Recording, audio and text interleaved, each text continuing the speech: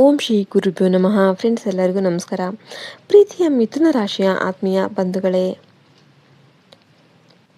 ಇವತ್ತಿನ ಈ ವಿಶೇಷ ಕಾರ್ಯಕ್ರಮಕ್ಕೆ ನಿಮಗೆಲ್ಲರಿಗೂ ಕೂಡ ಆಧಾರದ ಸುಸ್ವಾಗತ. ಜೀವನದಲ್ಲಿ ಸದಾ ಏನನ್ನೋ ಕಳೆದುಕೊಳ್ತಾ ಇದ್ದೇನೆ, ಎಷ್ಟು ಕಷ್ಟಪಟ್ಟರೂ ಕೂಡ ಪ್ರತಿಫಲ ಸಿಗ್ತಾ ಇಲ್ಲ, ಎಲ್ಲರ ಮುಂದೆ ಇದ್ರೂ ಒಂಟಿತನ ಕಾಡ್ತಾ ಇದೆ, ಹೀಗಂತ ನೀವು ಬೇಸರ ಮಾಡ್ಕೊತಾ ಇದ್ದೀರಾ? ಹಾಗಾದರೆ ಈ ಜುಲೈ 2026 ಈ ಮಹತ್ವದ ದಿನಗಳು ನಿಮಗಾಗಿ ಒಂದು ಅದ್ಭುತ ದೈವಿಕ ರಕ್ಷಾ ಕವಚವನ್ನು ಹೊತ್ತು ತರ್ತಾ ಇವೆ. ಹೌದು ಮಿಥುನ ರಾಶಿಯವರೇ, ಇದುವರೆಗೆ ನೀವು ಅನುಭವಿಸಿದ ನೋವು, ಅವಮಾನ ಮತ್ತು ಕಣ್ಣೀರಿನ ದಿನಗಳಿಗೆ ಈಗ ಪೂರ್ಣ ವಿರಾಮ ಬೀಳುವ ಕಾಲ ಹತ್ತಿರ ಬಂದಿದೆ. ಯಾವುದೇ ಸ್ವಾರ್ಥದ ಆಸೆಗಳಿಲ್ಲದೆ ಕೇವಲ ಮನಃಶಾಂತಿ ಮತ್ತು ಬದುಕಲ್ಲಿ ಒಂದು ಸ್ಥಿರತೆಯನ್ನು ಬಯಸುತ್ತಿರುವ ನಿಮಗೆ ಬ್ರಹ್ಮಾಂಡ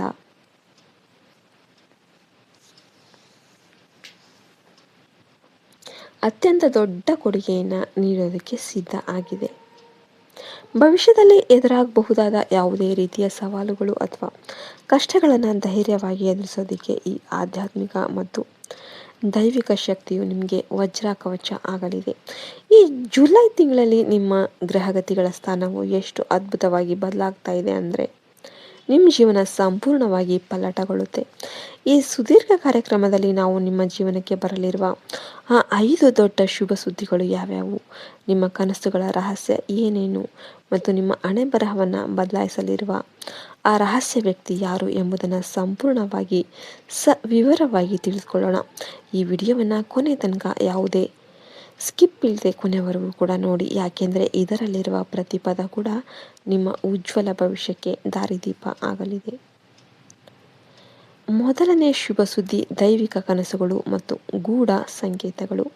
ಮಿಥುನ ರಾಶಿಯವರೇ, ಇತ್ತೀಚಿನ ದಿನಗಳಲ್ಲಿ ನಿಮಗೆ ಬೀಳುತ್ತಿರುವ ಕನಸುಗಳು ಕೇವಲ ಸಾಧಾರಣ ಕನಸುಗಳಲ್ಲ.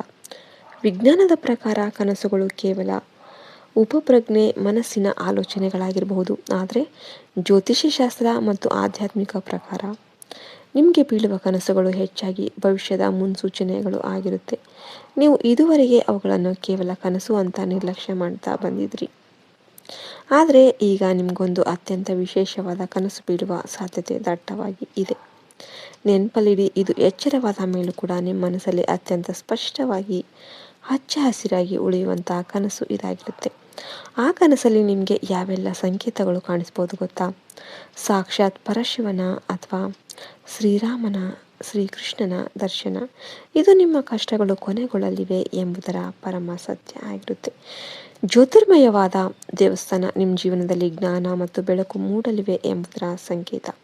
ಪ್ರಶಾಂತವಾಗಿ ಹರಿಯುವ ನದಿ, ನಿಮ್ಮ ಮನಸ್ಸಿನ ಆತಂಕಗಳು ದೂರವಾಗಿ ಜೀವನ ಸರಾಗವಾಗಿ ಸಾಗಲಿದೆ ಎಂದು ಅರ್ಥ. ಒಂದು ಪವಿತ್ರ ಪತ್ರ ಅಥವಾ ಧರ್ಮಗ್ರಂಥ, ನಿಮಗೆ ಶೀಘ್ರದಲ್ಲೇ ಒಂದು ಶುಭ ಸಂದೇಶ ಸಿಗಲಿದೆ ಎಂಬುದರ ಮುನ್ಸೂಚನೆ. ಈ ಕನಸುಗಳು ಬಂದಾಗ ನಿಮ್ಮ ಮನಸ್ಸಿಗೆ ಅಪಾರವಾದ ಶಾಂತಿ ಮತ್ತು ಧನಾತ್ಮಕ ಭಾವನೆ ಸಿಗುತ್ತೆ. ನಿದ್ರೆಯಿಂದ ಎದ್ದ ಮೇಲೂ ಕೂಡ ಆ ದೈವಿಕ ಅನುಭೂತಿ ನಿಮ್ಮಲ್ಲೇ ಇರುತ್ತೆ. ದೇವರು ನಿಮ್ಮೊಂದಿಗೆ ಸಂವಹನ ನಡೆಸೋದಕ್ಕೆ ಆರಿಸಿಕೊಂಡ ದಾರಿ ಇದು. ಈ ಕನಸು ಬಂದ ನಂತರ ನೀವು ಜೀವನದಲ್ಲಿ ಒಂದು ಪ್ರಮುಖ ತೀರ್ಮಾನವನ್ನು ತೆಗೆದುಕೊಳ್ಬೇಕಾಗುತ್ತೆ. ಆರಂಭದಲ್ಲಿ ಈ ತೀರ್ಮಾನ ನಿಮಗೆ ಒಂದು ದೊಡ್ಡ ಸವಾಲಾಗಿ ಕಂಡರೂ ಕೂಡ ಅಂತಿಮವಾಗಿ ಇದು ನಿಮ್ಮ ಮನಸ್ಸಿಗೆ ಅತ್ಯಂತ ನಿರಾಳತೆಯನ್ನು ತಂದುಕೊಡುತ್ತೆ. ನಿಮ್ಮ ಆಂತರಿಕ ಪ್ರಜ್ಞೆಯ ಮಾರ್ಗದರ್ಶನವನ್ನು ಈ ಹಂತದಲ್ಲಿ ಕಡೆಗಣಿಸಬೇಡಿ. ಎರಡನೇ ಶುಭ ಸುದ್ದಿ, ಎ ಅಕ್ಷರದ ವ್ಯಕ್ತಿಯ ಮ್ಯಾಜಿಕ್. ಈಗ ನಿಮ್ಮ ಜೀವನದ ಅತ್ಯಂತ ರೋಮಾಂಚನಕಾರಿ ವಿಷಯಕ್ಕೆ ಬರೋಣ. ಮಿಥುನ ರಾಶಿಯವರ ಬದುಕಲ್ಲಿ ಎ ಎಂಬ ಅಕ್ಷರವು ಒಂದು ದೊಡ್ಡ ಪವಾಡವನ್ನೇ ಸೃಷ್ಟಿಸಲಿದೆ. ವಿಶೇಷವಾಗಿ ಈ ಅಕ್ಷರದ ಹೆಸರು ಆರಂಭವಾಗುವ ವ್ಯಕ್ತಿ ನಿಮ್ಮ ಕನಸಲ್ಲಿ ಅಥವಾ ನಿಮ್ಮ ದಿನನಿತ್ಯದ ಬದುಕಲ್ಲಿ ಪದೇ ಪದೇ ಗೋಚರಿಸಬಹುದು. ಈ ಹಿಂದೆ ನೀವು ಇದನ್ನು ಕೇವಲ ಆಕಸ್ಮಿಕ ಅಥವಾ ಕಾಕತಾಳ್ಯ ಅಂತ ನೀವು ಭಾವಿಸಿರಬಹುದು, ಆದರೆ ಇದು ಹಿಂದಿರುವ ಅಸಲಿ ರಹಸ್ಯ ಈಗ ನಿಮಗೆ ಅರ್ಥ ಆಗಲಿದೆ. ಈ ಎ ಅಕ್ಷರದ ಹೆಸರಿನ ವ್ಯಕ್ತಿ ನಿಮಗೆ ಸಂಪೂರ್ಣವಾಗಿ ಹೊಸಬರಾಗಿರ್ಬೋದು ಅಥವಾ ಈಗಾಗಲೇ ನಿಮ್ಮ ಆಪ್ತ ವಲಯದಲ್ಲಿ, ಅಂದರೆ ನಿಮ್ಮ ಸ್ನೇಹಿತರು ಅಥವಾ ಕುಟುಂಬದಲ್ಲಿ ಇರುವವರೇ ಯಾರಾದರೂ ಆಗಿರಬಹುದು. ಇಲ್ಲಿವರೆಗೆ ನೀವು ಅವರ ನಿಜವಾದ ಪ್ರಾಮುಖ್ಯತೆಯನ್ನು ಅರಿತಿರಲಿಲ್ಲ, ಆದರೆ ಈ ಶುಭ ಸಮಯದಲ್ಲಿ ಅವರ ಮಾತುಗಳು, ಅವರ ನಡೆ ಮತ್ತು ಅವರು ತೆಗೆದುಕೊಳ್ಳುವ ಕೆಲವು ಕಠಿಣ ನಿರ್ಧಾರಗಳು ನಿಮ್ಮ ಜೀವನದ ದಿಕ್ಕನ್ನೇ ಬದಲಾಯಿಸುತ್ತೆ. ಇಲ್ಲಿ 2 ಪ್ರಮುಖ ಸಂಗತಿಗಳು ಈ ಥರ ಇವೆ, ನಡೆಯುತ್ತೆ, ಅದು ಗ್ಯಾರಂಟಿ. ಕಟುವಾದ ಹಿತನುಡಿಗಳು. ಆರಂಭದಲ್ಲಿ ಅವರ ಮಾತುಗಳು ನಿಮಗೆ ತುಂಬ ಕಠಿಣವಾಗಿ ಅಥವಾ ಕಟುವಾಗಿ ಕಾಣಿಸ್ಬೋದು. ಇವರು ನನ್ನನ್ನು ಪ್ರೀತಿ ಮಾಡ್ತಿದ್ದಾರಾ ಅಥವಾ ನನ್ನನ್ನು ಪರೀಕ್ಷೆ ಮಾಡ್ತಿದ್ದಾರಾ ಎಂಬ ಗೊಂದಲ ನಿಮಗೆ ಬರಬಹುದು. ಆದರೆ ನೀವು ಪ್ರಬುದ್ಧತೆಯಿಂದ ಯೋಚನೆ ಮಾಡಿದರೆ ಆ ಮಾತುಗಳು ನಿಮ್ಮ ಏಳಿಗೆಗಾಗಿ ಮತ್ತು ನಿಮ್ಮ ಉದ್ಧಾರಕ್ಕಾಗಿ ಆಡಿದ್ದೇವೆಂಬ ಸತ್ಯ ನಿಮಗೆ ಮನವರಿಕೆಯಾಗುತ್ತೆ. ಸುಪ್ತ ಶಕ್ತಿಯ ಜಾಗೃತಿ. ಈ ವ್ಯಕ್ತಿಯ ಪ್ರೇರಣೆಯಿಂದ ನಿಮಗೆ ಒಂದು ಹೊಸ ಜ್ಞಾನೋದಯ ಅನ್ನೋದು ಆಗಲಿದೆ. ಅದೇನೆಂದರೆ, ನೀವು ನಿಮ್ಮ ಸಂಪೂರ್ಣ ಸಾಮರ್ಥ್ಯವನ್ನು ಇದುವರೆಗೆ ಸರಿಯಾಗಿ ಬಳಸಿಕೊಂಡೇ ಇರಲಿಲ್ಲ. ಸೋಲಿನ ಭಯ, ಹಳೆಯ ನೋವುಗಳು ಮತ್ತು ಕಹಿ ಅನುಭವಗಳಿಂದಾಗಿ ನೀವು ನಿಮ್ಮ ಪ್ರತಿಭೆಯನ್ನು ಕತ್ತಲಲ್ಲಿ ಅಡಗಿಸಿಟ್ಟಿದ್ರಿ. ನಿಮ್ಮೊಳಗೆ ಸೂಕ್ತವಾದ ಆ ಅದ್ಭುತ ಶಕ್ತಿಯನ್ನು ಈ ಎ ಅಕ್ಷರದ ವ್ಯಕ್ತಿ ಹೊರಹಾಕುವಂತೆ ಮಾಡಲಿದ್ದಾರೆ. ಆದರೆ ಒಂದು ಕಿವಿ ಮಾತು, ಅವರ ಮಾರ್ಗದರ್ಶನವನ್ನು ಸಂಪೂರ್ಣವಾಗಿ ತಳ್ಳಿ ಹಾಕಬೇಡಿ. ಹಾಗೇನೆ ಯಾರನ್ನೂ ಅತಿಯಾಗಿ ಕುರುಡಾಗಿ ನಂಬೇಡಿ. ನಿಮ್ಮ ಸ್ವಂತ ಬುದ್ಧಿವಂತಿಕೆ ಮತ್ತು ಜೀವನದ ಅನುಭವದ ಆಧಾರದ ಮೇಲೆ ತೀರ್ಮಾನ ಕೈಗೊಂಡ್ರೆ ಈ ವ್ಯಕ್ತಿ ನಿಮ್ಮ ಬದುಕಿನ ಯಶಸ್ಸಿನ ಮೈಲಿಗಲ್ಲು ಆಗಲಿದ್ದಾರೆ. 3ನೇ ಶುಭ ಸುದ್ದಿ, ಒಂಟಿತನದ ಅಂತ್ಯ ಮತ್ತು ಮಾತುಗಳ ಪ್ರಭಾವ. ಮಿಥುನ ರಾಶಿಯವರೇ, ನೀವು ಇತ್ತೀಚಿನ ದಿನಗಳಲ್ಲಿ ನಾನು ಯಾಕೆ ಇಷ್ಟೊಂದು ಒಂಟಿಯಾಗಿದ್ದೀನಿ, ಎಲ್ಲರೂ ನನ್ನನ್ನು ಕೈಬಿಟ್ಟರಲ್ಲ ಅಂತ ಕೊರಗ್ತಾ ಇದ್ದೀರಾ. ವಾಸ್ತವದಲ್ಲಿ ನಿಮ್ಮ ಆತ್ಮಬಲವನ್ನು ವೃದ್ಧಿಸಲು ಪ್ರಕೃತಿ ಹೆಣೆದ ದೈವಿಕ ತಂತ್ರ ಇದು. ಸ್ವಭಾವದ ಮಿಥುನ ರಾಶಿಯವರು ಒಂಟಿತನವನ್ನು ಇಷ್ಟಪಡೋದಿಲ್ಲ. ನಿಮಗೆ ಸದಾ ನಿಮ್ಮ ಸುತ್ತಮುತ್ತ 4 ಜನ ಇರಬೇಕು, ಹರಟೆ ಹೊಡಿಬೇಕು, ನಗು ನಗುತ್ತಾ ಇರಬೇಕು. ಆದರೆ ಕಳೆದ ಕೆಲವು ಸಮಯದಿಂದ ನೀವು ಒಂಟಿಯಾಗಿ ಉಳಿಯುವ ಪರಿಸ್ಥಿತಿ ಬಂದೊದಗಿದೆ. ಇದು ನಿಮಗೆ ವಿಧಿ ಕೊಟ್ಟ ಶಿಕ್ಷೆಯಲ್ಲ, ಬದಲಿಗೆ ಒಂದು ಅದ್ಭುತವಾದ ಪಾಠ. ನೀವು ಸದಾ ಜನರ ಮಧ್ಯೆ ಇದ್ದಾಗ ನಿಮ್ಮ ನೈಜ ಧ್ವನಿ ಯಾರಿಗೂ ಕೇಳಿಸ್ತಾ ಇರಲಿಲ್ಲ. ನೀವು ನಿಮಗಾಗಿ ಬದುಕೋದನ್ನು ಮರೆತು ಕೇವಲ ಇತರರ ಸಂತೋಷಕ್ಕಾಗಿ ಬದುಕ್ತಾ ಇದ್ದೀರಿ. ಯಾರದ್ದೋ ಕಣ್ಣೀರು ಒರೆಸಲು ಹೋಗಿ ನಿಮ್ಮ ಕಣ್ಣೀರನ್ನು ನೀವೇ ಒರೆಸಿಕೊಳ್ಳುವ ಸ್ಥಿತಿ ಇತ್ತು. ಈ ಒಂಟಿತನ ನಿಮಗೆ ಒಂದು ಮಹತ್ತರ ಪಾಠ ಕಲಿಸಿದೆ. ನೀವು ಯಾರ ಹಂಗೂ ಇಲ್ಲದೆ ಸ್ವತಂತ್ರವಾಗಿ ಈ ಜಗತ್ತನ್ನು ಎದುರಿಸಬಲ್ಲಿರಿ. ಈ ನಿಶ್ಶಬ್ದದಲ್ಲೇ ನಿಮ್ಮೊಳಗಿನ ಅಪ್ರತಿಮ ಶಕ್ತಿಯನ್ನು ನೀವು ಕಂಡುಕೊಂಡಿದ್ದೀರಿ. ನಿಮ್ಮ ಪ್ರಗತಿಗೆ ಯಾರು ಬೇಕು ಮತ್ತು ಯಾರು ಕೇವಲ ಹೊರೆ ಎಂಬ ಸ್ಪಷ್ಟ ಚಿತ್ರಣ ನಿಮಗೀಗ ಸಿಕ್ಕಿದೆ. ಈಗ ಈ ಒಂಟಿತನದ ಕಾಲ ಮುಗಿಯುವ ಹಂತಕ್ಕೆ ಬಂದಿದೆ. ಆದರೆ ಈಗ ಒಂದು ಸಕಾರಾತ್ಮಕ ವ್ಯತ್ಯಾಸ ಇದೆ. ಇನ್ನು ಮುಂದೆ ನೀವು ಜನರ ಮಧ್ಯೆ ಇದ್ದರೂ ನಿಮ್ಮ ಆಂತರಿಕ ಆತ್ಮಬಲದ ಮೇಲಷ್ಟೇ ಭರವಸೆ ಇಡುತ್ತೀರಿ. ನೀವು ಯಾರ ಮೆಚ್ಚುಗೆಗೆ ಆದರೂ ಕೂಡ ಕಾಯೋದಿಲ್ಲ. ಈ ಒಂಟಿತನ ನಿಮಗೆ ಕೊಟ್ಟ ಅತಿ ದೊಡ್ಡ ಗಿಫ್ಟ್ ಅಂದರೆ ನಿಮ್ಮ ಮಾತುಗಳಲ್ಲಿನ ಪ್ರಭಾವ ಶಕ್ತಿ 100 ಪಟ್ಟು ಹೆಚ್ಚಾಗಿರುತ್ತೆ. ವಾಕ್ಸಿದ್ಧಿಯ ಕಾಲ. ಮಿಥುನ ರಾಶಿಯವರು ಜನ್ಮತಃ ಅದ್ಭುತ ವಾಗ್ಮಿಗಳು. ಆದರೆ ಕಳೆದ ಕೆಲವು ದಿನಗಳಿಂದ ನೀವು ನಾನು ಏನೇ ಹೇಳಿದರೂ ಕೂಡ ಈ ಜಗತ್ತು ಅದಕ್ಕೆ ಕಿಮ್ಮತ್ತನ್ನು ಕೊಡ್ತಾ ಇಲ್ಲ. ಅದರ ಬೇಸರದಿಂದ ನೀವು ಮೌನವಾಗಿದ್ರಿ. ಈಗ ಆ ಕೀಳರಿಮೆ ದೂರ ಆಗ್ತಾ ಇದೆ. ನಿಮ್ಮ ಮಾತುಗಳ ಪವರ್ ಎಲ್ಲರಿಗೂ ತಿಳಿತಾ ಇದೆ. ನೀವು ಆಡುವ ಪ್ರತಿ ಮಾತಿಗೂ ಸಮಾಜದಲ್ಲಿ ತೂಕ ಬರುತ್ತೆ. ನಿಮ್ಮ ಸಲಹೆಗಳು ಎಲ್ಲರಿಗೂ ದಾರಿದೀಪ ಆಗುತ್ತೆ. ಇದು ಯಾವುದೇ ಮಾಟ ಮಂತ್ರ ಅಲ್ಲ, ಬದಲಿಗೆ ನಿಮ್ಮಲ್ಲಿ ಜಾಗೃತ ಆಗಿರುವ ಆತ್ಮವಿಶ್ವಾಸ. ಆದರೆ ಈ ಶುಭ ಹಂತದಲ್ಲಿ ಒಂದು ಎಚ್ಚರಿಕೆ ಅತ್ಯಗತ್ಯವಾಗಿರುತ್ತೆ. ನೀವು ಆಡುವ ಪ್ರತಿ ಪದ ಕೂಡ ಮುಖ್ಯವಾಗಿರುತ್ತೆ.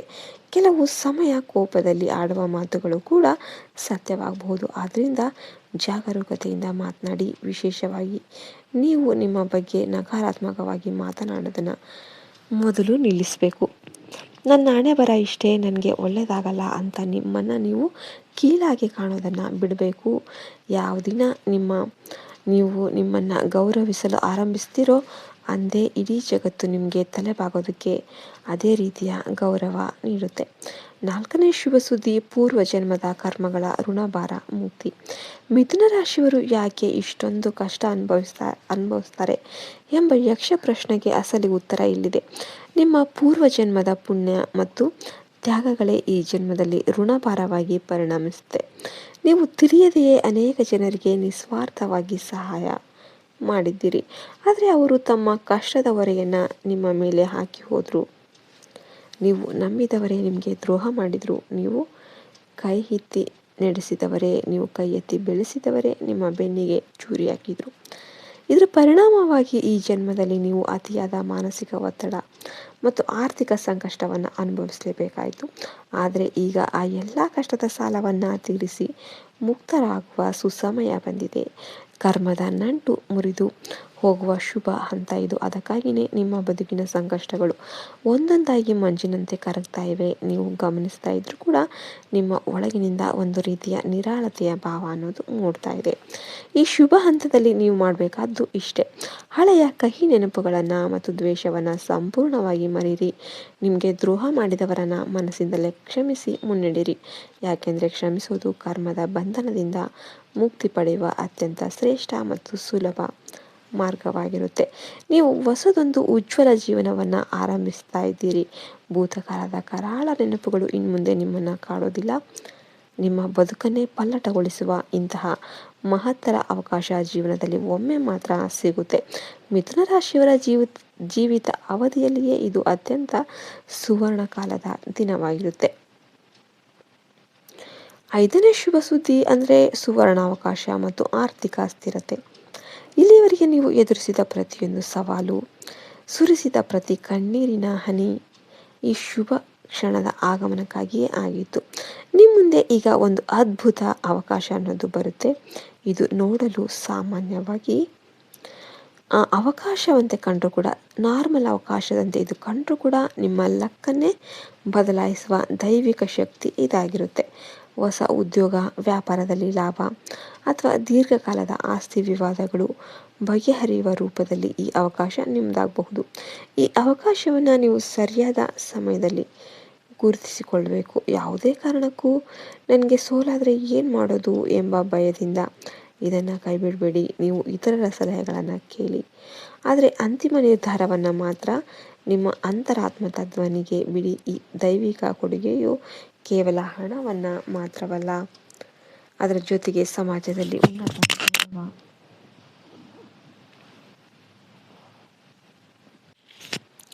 ಅಂತಸ್ತು, ಆಸ್ತಿ ಎಲ್ಲವನ್ನು ಕೂಡ ನಿಮಗೆ ಕೊಡುತ್ತೆ.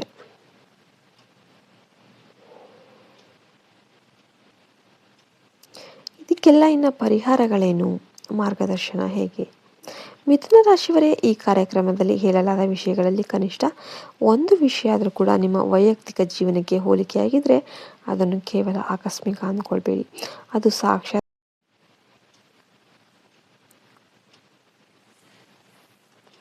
ಸಾಕ್ಷಾತ್ ಭಗವಂತನೇ ನಿಮಗೆ ನೀಡುತ್ತಿರುವ ಶುಭ ಸಂಕೇತ ಆಗಿರುತ್ತೆ. ಈ ಜೂಲೈ 2026 ಮುಂಬರುವ ದಿನಗಳಲ್ಲಿ ಮಿಥುನ ರಾಶಿಯವರ ಗ್ರಹಗತಿಗಳ ಸ್ಥಾನವನ್ನು ಉತ್ತಮಗೊಳಿಸೋದಕ್ಕೆ ಮತ್ತು ಈ ದೈವಿಕ ಶಕ್ತಿಯ ಸಂಪೂರ್ಣ ಲಾಭ ಪಡೆಯೋದಕ್ಕೆ ಸಾಕ್ಷಾತ್ ಪರಮಶಿವನ ಆರಾಧನೆ ಅತ್ಯಂತ ಶ್ರೇಷ್ಠ ಹಾಗೂ ಫಲಪ್ರದ ಆಗಿರುತ್ತೆ. ನಿಮಗೆಲ್ಲರಿಗೂ ವಿಡಿಯೋ ಇಷ್ಟ ಆಗಿದೆ ಅಂತ ಭಾವಿಸ್ತೀನಿ. ಇಲ್ಲಿಯವರೆಗೂ ನೀವು ಬಂದಿದ್ದೀರಾ ಅಂದರೆ ವಿಡಿಯೋ ಇಷ್ಟ ಆಗಿದೆ ಅಂತಲೇ ಅರ್ಥ. ಲೈಕ್ ಮಾಡಿಲ್ಲ ಅಂದರೆ ಲೈಕ್ ಮಾಡಿ ಮತ್ತು ನಿಮ್ಮ ಫ್ರೆಂಡ್ಸ್ ಆ್ಯಂಡ್ ಫ್ಯಾಮಿಲಿ ಜೊತೆ ಶೇರ್ ಮಾಡಿ. ಮತ್ತೆ ಮುಂದಿನ ವಿಡಿಯೋದಲ್ಲಿ ಭೇಟಿಯಾಗೋಣ. ಎಲ್ಲರೂ ಕೂಡ ಜೈ ಶ್ರೀರಾಮ್ ಅಂತ ಕಮೆಂಟ್ ಮಾಡೋದನ್ನು ಮರಿಬೇಡಿ. ಜೈ ಹಿಂದ್, ಜೈ ಭಾರತ್ ಮಾತೆ. ಹರಿ ಓಂ ತತ್ಸತ್. ಸರ್ವೇ ಜನೋ ಸುಖಿನೋ ಭವಂತು.